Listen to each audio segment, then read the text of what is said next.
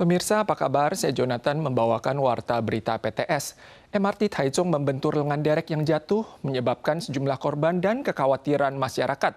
Misalnya MRT jalur Silkurel Kota Taipei dan New Taipei, Wenhu Taipei juga menggunakan sistem kemudi tak berawak. Apakah bisa mengerem saat menemui rintangan? Perusahaan Taipei Metro mengakui bahwa sistem deteksi saat ini masih membutuhkan kontak fisik. Dan jika menemui keadaan darurat, penumpang dapat segera melakukan evakuasi dengan membuka gagang pintu darurat di dalam kereta. MRT Taipei yang sedang melaju terkesan sangat stabil, tetapi sebenarnya kereta ini tidak bersopir dan sepenuhnya mengandalkan sistem kemudi tanpa pengemudi. Bagaimana cara merespon jika terjadi keadaan darurat menjadi sebuah pertanyaan. 如果万一还有机会的话，不是都还有那个可以通话的那个机关可以用。若搭上无人驾驶列车又发生紧急状况，其实每台列车都有对讲机和逃生把手，可以让民众进行通报，同时疏散。 Jika diteliti, perangkat darurat berada di samping pintu. Misalnya, interkom darurat memungkinkan warga untuk bicara dengan pusat kendali yang akan memberitahu cara menghentikan kereta dan membuka pintu gerbong secara manual. Pada dasarnya, MRT Taipei juga telah memasang sistem deteksi seperti pagar, dinding kedap suara, dan pintu peron untuk mengurangi masuknya barang di ler. Pada setiap gerbong kereta juga terpasang tiang pendeteksi rintangan yang secara otomatis akan menghentikan kereta jika ada halangan yang terdeteksi. Tetapi masih ada pertanyaan, jika MRT Taipei mengalami kecelakaan semacam MRT Taichung, apakah kereta masih bisa berhenti otomatis? MRT Taipei menyebut bahwa sistem deteksi saat ini hanya berfungsi jika ada kontak fisik. Pakar mengatakan bahwa jika objek yang jatuh tidak menyentuh ler, mungkin akan menjadi titik buta deteksi.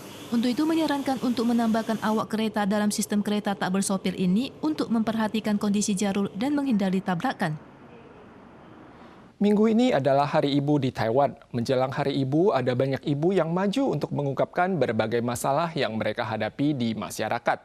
Ada ibu dari kalangan imigran baru yang menemui banyak kesulitan dalam kehidupan sehari-hari karena kendala bahasa. Ada juga ibu muda yang mengalami tekanan besar karena harus menjaga anak-anak mereka di siang hari dan bekerja pada tengah malam. Ibu Li yang baru berusia 24 tahun telah memiliki 4 orang anak. Ia mengakui tekanan hidupnya sangatlah besar.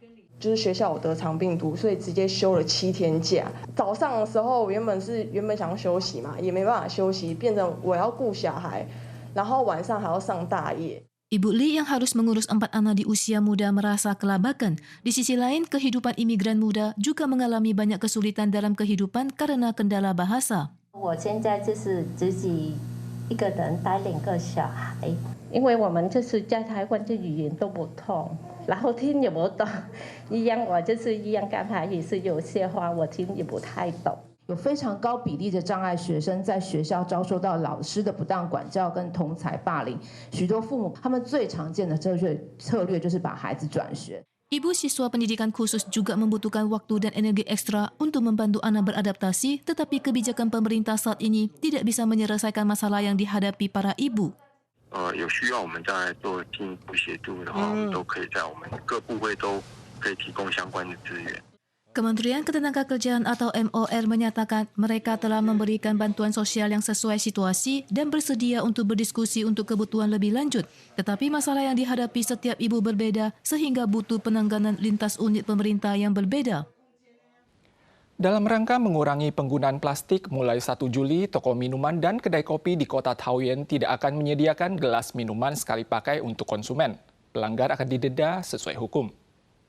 Per 1 Juli, toko minuman dan pelaku usaha kedai kopi kota Taoyuan dilarang menyediakan gelas plastik sekali pakai.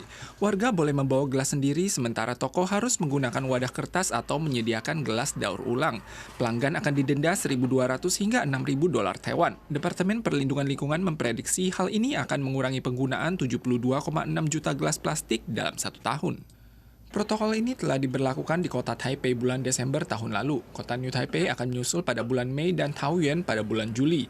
Sejumlah kota dan kabupaten lainnya akan menyusul di masa depan.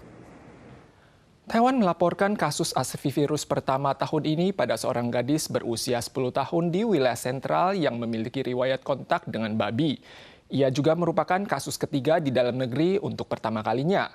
Hal ini diduga merupakan penularan dari babi ke manusia atau terekspos virus di lingkungan sekitarnya. Untungnya ini hanya kasus ringan dan ia telah pulih. Influenza jenis A kembali muncul di Taiwan. Seorang remaja berusia 10 tahun di Taichung yang pergi ke peternakan babi untuk melakukan pengamatan mulai demam yang disertai nyeri otot pada pertengahan Maret. Ia dinyatakan positif influenza tipe A dalam tes cepat dan kemudian dikonfirmasi positif H1N2V yang merupakan virus patogenisitas rendah pada babi. Ini merupakan kasus pertama di Taiwan tahun ini dan kasus ketiga dalam sejarah Taiwan. CDC menyebutkan 3 anggota keluarga yang tinggal serumah tidak memiliki gejala flu yang sama. Unit pertanian bersangkutan juga telah inspeksi ke peternakan, tetapi tidak ada virus yang terdeteksi sehingga menilai kasus ini sebagai kasus sporadis. Tetapi dokter hewan mengingatkan bahwa virus tipe A ini menular ke manusia dan hewan. Untuk itu mengimbau warga yang bersentuhan dengan hewan untuk mengenakan masker dan sering cuci tangan. 猪呢，它得到流感病毒呢，的症状呢，就跟人的感冒症状类似。 咳嗽、打喷嚏、流鼻水，那同时它就会产生这些气雾。如果刚好呢，这个人在附近工作者，或者是没有防范，或者没有戴口罩，他就会有被传染到的一个风险。 Untuk mencegah virus tipe A, selain memasak daging dan telur hingga matang, juga harus rajin mencuci tangan dengan sabun, tidak makan unggas dan telur mentah, tidak menyeludupkan daging yang tidak diketahui asalnya, tidak menyentuh unggas, tidak melepaskan hewan sembarangan, dan tidak berada pada ruangan berventilasi buluk.